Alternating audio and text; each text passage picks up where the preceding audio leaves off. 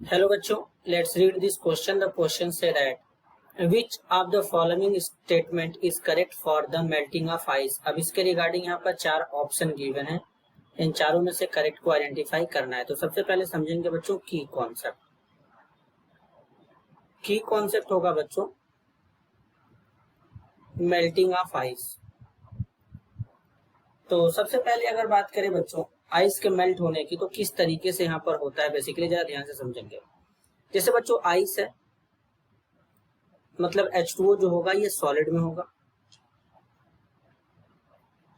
तो ये कन्वर्ट होगा मेल्ट होने के बाद H2O लिक्विड में, और उसी टाइम पर ये H2O लिक्विड जैसे है बच्चों सॉलिड में कन्वर्ट होगा।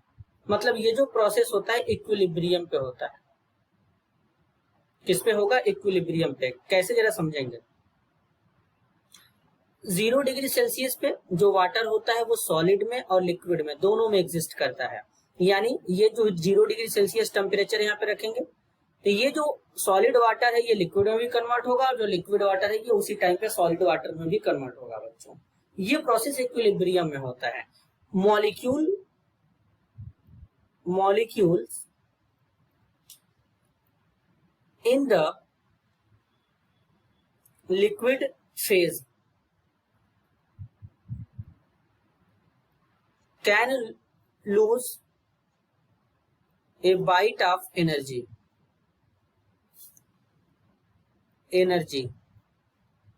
यहां पर एनर्जी को लूज करते हैं, एंड solidify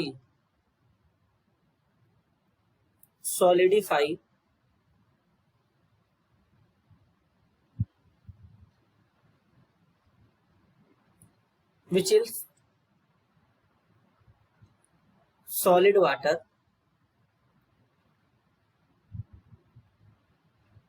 water में जैसे कि बच्चों आइस होगा, कैन गेन सम एनर्जी, कुछ एनर्जी को गेन करता है, एंड मेल्ट, और फिर क्या हो जाता है? मेल्ट हो जाता है। सो बोथ द लिक्विड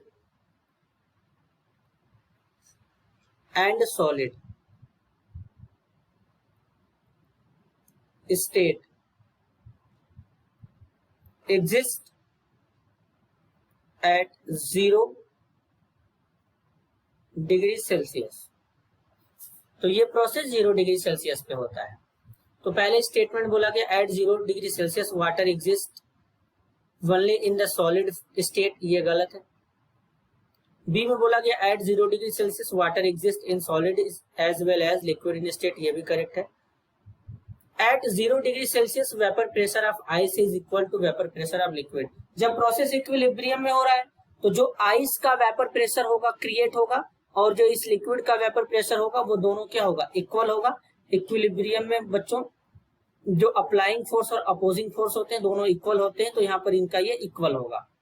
तो बेसिकली यहाँ पर ये स्टेटमेंट सी भी करेक्ट है। तो करेक्ट आंसर होगा option D, both B and C are correct. This is your answer. I hope you understood it well.